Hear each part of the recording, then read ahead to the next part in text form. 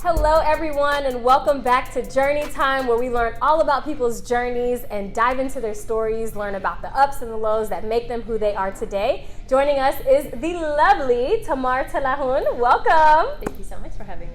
So happy to have you. Tamar, aka Susie, is doing some wonderful things in the community, in the Atlanta community, owning multiple businesses. You will find everything from a wonderful lounge called Therapy to a new Ethiopian Eritrean restaurant called Feedel Bistro, which we're going to talk about soon. Just the whole concept, that's where we're actually sitting right now. So let's just sort of dive into that entrepreneurship journey. You know, how have you been able to navigate, along your journey to create these visions, bring them to reality? You don't sleep, so, There you go. take sleep out of your schedule. Fortunately for me, I have a partner who's my brother, so it's a 50-50. He actually carries a lot more loads than I do, but he always puts me in the front, so everybody thinks it's just me, but he plays a huge role, and he carries the bigger weight, really. So, but it's not easy, but I think when you go into owning your own businesses, you just have to put that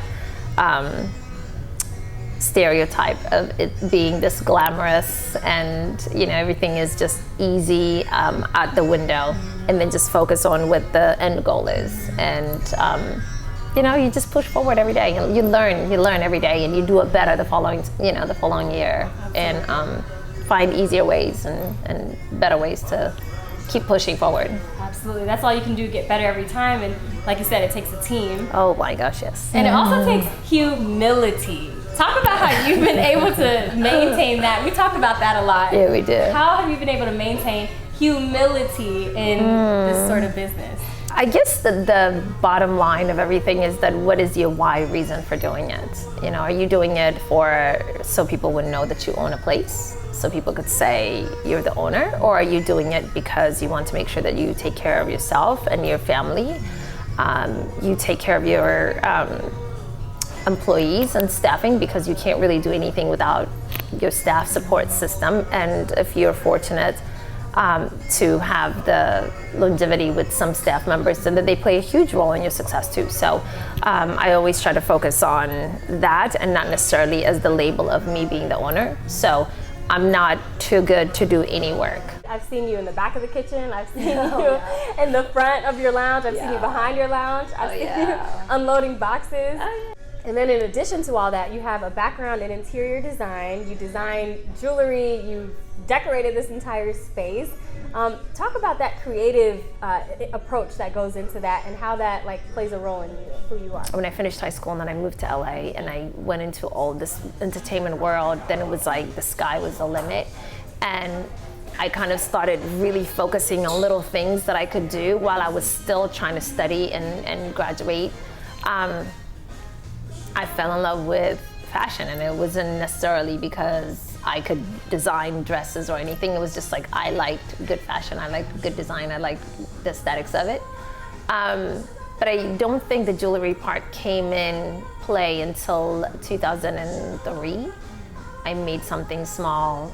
I wore it to work. I was still in college. I'd gone back to college to get my interior design degree, and a friend saw it and told my boss, and then my boss asked to sell it in the store, and it just kind of took a life of its own. So yeah, it's been a long year, many years of development, but being an artist is a different kind of outlet versus being a business owner and doing that day to day. So I try to use both sides of the brain. Sometimes they don't balance, but one side is a lot more used, obviously. By the way, the content on Feedel Bistro's page, I get people from out of town that comment about it and tell me how much they love it. Yeah. Well, let me just expand on that.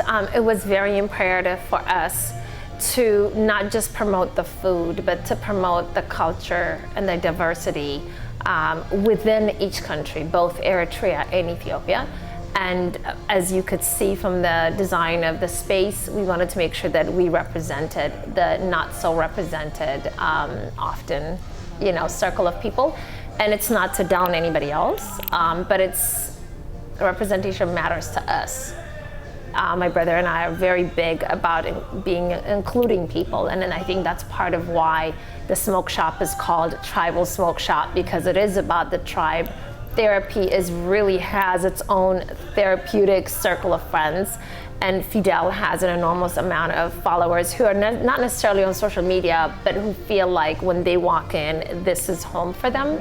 And then Azaem is based on the concept of my mom, and well, every business pretty much except the smoke shop is based on my mom. But that is so special. I love all of that. Talk about your mom too, because she's clearly had such a big impact in your life, you know, and everything, like you said, centers around her. What does she mean to you?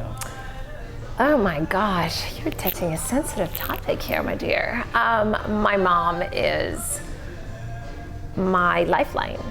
You know, she's, there's God, and then right beneath him is my mom, because I think she is the reason why I'm so close to my faith. But my mom is my backbone. She's my friend. She's my confidant. If I'm having a bad day, I would call her just to hear her voice so I can calm down. Her soothing, kind ways of looking at the world and her perspective is very important to us. We're extremely close. You've met most of my family members, and we're very, very close. And so she's kind of like the center to everything. So everything we do really is derived from her. Whether it's the menu is based on her cooking style. We grew up eating amazing food, and yes, every person would say my mom is the best cook, and they should. But sorry, my mom is the best cook. Just kidding. No, but don't comment. But I think my jewelry was based on her, because there's one picture of her with a pearl necklace that I grew up watching. And the funny part, Hannah, is that I never knew that I was good at this, designing jewelry. I never knew I was good at it, and I never knew I grew up thinking and memorizing that picture until when I actually, you know, started designing. I met you, you know, way after your runway days. So former runway model here. Snitch. I mean, seriously, you know, you walk around here so casually, and here you are, someone who had this career, you know, going. Is that still in you, or do you feel like, you know, you've grown out of that chapter? Like, I have grown out of it. Some agents have not. That's a completely different story. You. Come on over. I think because now I've hit a certain age, so they're kind of like, oh, we would love to have you for this age group. And I think, without knowing, I think I've always felt comfortable behind the scene. I don't think I've ever wanted to be in front of the camera. I don't think that was really my calling, and I don't think that's where I shine. I think I shine behind the camera. I love the process that takes to get that great shot. If I had known what I know now, I think I would have gone into a different side of it. But when you're younger and you're constantly being pulled into directions, like every corner of my life was somebody was pulling me into shows, or, you know, commercials, or, you know, fashion shows. It was a little difficult. But it did open up a lot of doors for me. I got to travel the world. I got to meet phenomenal people. But in the process of that, I got to know what I liked and what I didn't like more than anything, and that was being in front of the camera. That wasn't my thing. I'm a lot more shyer than people think I am, because I'm so outgoing, but I have forced myself to be outgoing, because I realized earlier on as an immigrant here, I would get lost in the school and I would be bullied if I didn't speak up. So I had to create that, you're not gonna mess with me because I will bite back kind of situation. Right. Definitely different opportunities, and I think it's still so cool that you were still able to navigate that. You explored it, and you took away some things, and then you're here now. And you mentioned, you know, being an immigrant, coming to this country. You came here at 14 years old. Yeah, correct? Around there, 14. Right around 14, and you were born in Ethiopia to Eritrean parents. Yes. And just, how did that experience shape you into the woman that you are today? I know you are proud to say that, you know, immigrants are welcome into your space. Absolutely. I think my story is just like every other immigrant story. The sticker shocker, you know, you come to this country and you've always wanted to go, and then you get here and you're like, it's nothing the way you expected it. you don't speak English, there are not that many people that look like you. The food you want to eat is not available. It's just everything. It's the language, it's the scent of the room, it's the teachers being able to bond with you or understand what your needs are, figuring out what your strengths are. And then you have a whole different life when you go home. You're still an African child when you get to the house. So it was such a weird balancing situation happening. But I'm one of the fortunate ones. I have a lot of siblings that have been here longer than I have, and they were able to guide me a little bit. But going through junior high, high school, those things are a little bit different than just getting here. And it's a lot better to get here when you're younger than older, but it's still a little bit off, and there's nothing easy about it. Nothing easy, and we have a lot of people dealing with that transition today. People coming here, what maybe can you share with them about how to navigate that, because that space can be so challenging sometimes when you come to a new space that you're not familiar with. There's language barriers, like you said, cultural barriers. Absolutely. Maybe a message to anybody who may have just come to the country who's new, or just trying to fit in and trying to make it work. It's a combination of things. I think things have gotten better now because there actually are communities and restaurants and bars and coffee shops and lounges that you can go to that you get to meet these people that back then everybody was so focused on working, trying to help families back home, trying to make sure their families are brought here. So the responsibilities are a lot different. But I think the best thing you could do for yourself is try to educate yourself, the culture you're going into, wherever country you're going to, and pick and choose what to take. Because not every single culture or not every single tradition from the country you're moving into as an immigrant is a good thing to pick up on. So as you are in the process of trying to understand the traditions, trying to understand the language and trying to understand the culture, don't lose who you are. I think having an idea of what it is that you're trying to accomplish, but not trying so hard to change, to convert into being too Americanized. I think that's when we start to lose it, because who you are disappears when you're trying to mimic somebody else, because that somebody else has gone through their own path of pain and success and failure. And it's better to create your own path, but learn from the people around you. And then not everything that glitters is gold. So knowing the difference between who to follow and who not to follow, and then having patience. There's no way you're gonna come in right now and go into the success mode right away, because even for us that came at 13, 14, 15, we're trying to catch up to people that have already advanced us. So as we're trying to figure out the language, the culture, the traditions, and then still hold our own, we're already getting lost. And then you're talking about now emerging into becoming this person that is not really you, but you're trying to mimic someone else's lifestyle or whatever. I think be true to yourself. Have an identity. Stick to that identity, but have a goal plan. And then find mentors that can mentor you into taking you. There are a lot of people that are willing to mentor, but they don't want to waste the time with someone who's playing games, because no one has that kind of leisure, of wasting time. So I would say focus, stay true to yourself. Stay within the community to understand things, but also think outside of the box, so you don't have to necessarily stay within the community 100% of the time, because sometimes we don't grow when we're just sticking around with a familiar place. So you gotta step outside of the box also. So it's a combination of a bunch of things. I don't think it's just one thing that a person has to do. Absolutely. I think those are some great words, that any of us can use, even if we are, born here, grew up here. And you said something. You said everything that glitters isn't gold. Yeah. Right? So I know you say that a lot. And when you and I talk, I often try to give you little hints that I'm definitely not one of those people that posts and talks about things, and I'm a lot more shy when it comes to exposing that part of me. I think my immediate circle of friends know who I am and what my likes and dislikes are, but I always tell you to watch out for those people that will make you think that everything that glitters is gold, and you've done a great job. Not necessarily my doing, it's your own, but we talk about it often. I mean, people don't always put their, lows and sad times and bad times on social media or out there. And one thing we talk about as well is how we deal with negativity. I know when you opened up Feedel Bistro, Ethiopian and Eritrean cuisine, there was some pushback, from people who maybe weren't fans of right. Combining it or what have you, but that was such a small percentage because yes, very. most people were just like, this is amazing, Talk about how you dealt with some of that, how you deal with some of that negativity and that pushback. First, I won't give it too much space. I think when you allow other people to push their negative thoughts and perception, it will dilute who you are. And I do my best to not allow someone else to put their negative thoughts and perspectives on me. But my brother is very good about checking me too. Like, you have to have checks and balances, right?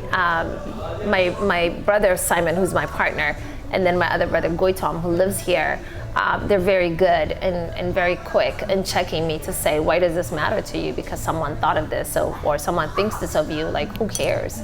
I think that's a very important thing to do, to have someone that says to you, so who cares that they think this about you? I think knowing your identity, knowing who you are is very important.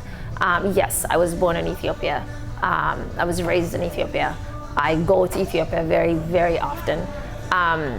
I have a lot of close contact and memory in childhood in Ethiopia, but my parents are Eritreans, and I'm not going to forget that just for my own business side, because I have had a lot of people that came to me and said, it would be better for your business if you just called it Ethiopia. And then I said, that means I am going to somehow denounce where my parents are from, where my mom is from, where my grandparents are from.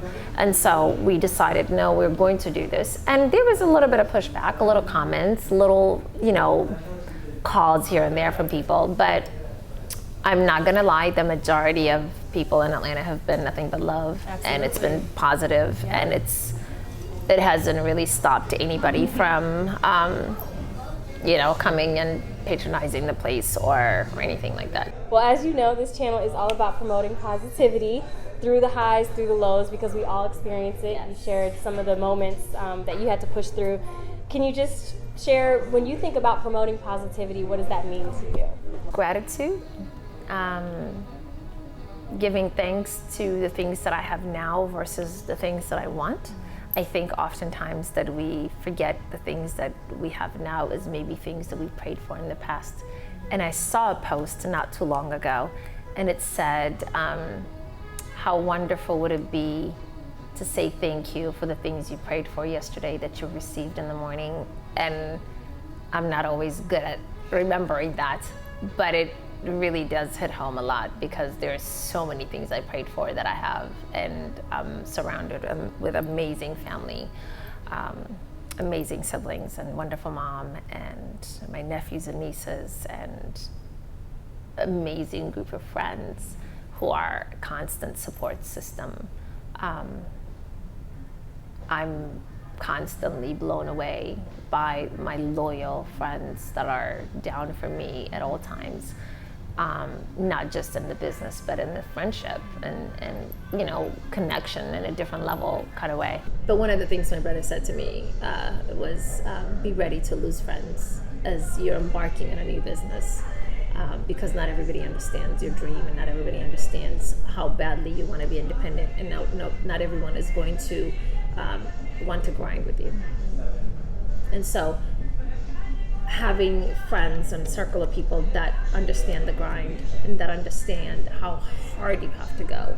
That means you're not going to make birthday parties, birthday dinners. You're not going to make parties or house parties at home. That means you're not going to make the wonderful trips when they go out of the country or out of town. You're going to miss cocktail moments, girls' night out, co-ed nights out, sports events. You're going to miss a lot of stuff.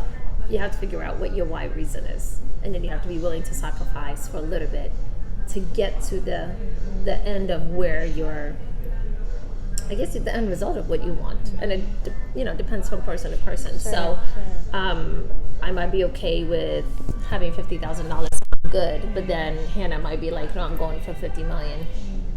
Our grind is going to be different, So I think positive attitude is and promoting positivity is being grateful for what you have. And I'm not by any means saying that I haven't had those days where I'm being so ungrateful and I have to step back, or someone has to slap me in the face and I'm kind of like, oh my God, what was I thinking? I'm like look what I had. I mean, it's been a long, almost 8 years of building these companies, and there's no way I could have done it without my brother, one. And the second part is there's no way I could have done it without the grace of God, who constantly shines his lights on me and gives me challenges and gives me failures to teach me, so I know how to appreciate the success as well and to not take it for granted. So every day is a lesson, and I'm not perfect, but I'm a work in progress. He's still not through with me. I'm gonna leave you with that. He's not through with me. Some words. Those were some words, honey. Those are some words, and it's so relatable. Everything you just shared. I mean, it really is relatable in whatever phase of life you're in. So, thank you for that. I think we're gonna end right there because. Are y'all feeling on a high? I'm on a high right now. I'm feeling. You and I could talk for hours, though. Yeah, we're probably gonna finish talking even after this interview is over. If people want to stay connected, what's the best way to do that? Whether it's with therapy or Feedel or Azaem Designs. Okay, so we're all over social media, obviously, but you can follow us at Therapy ATL for Therapy Lounge. You can follow us at Feedel Bistro for Feedel Restaurant.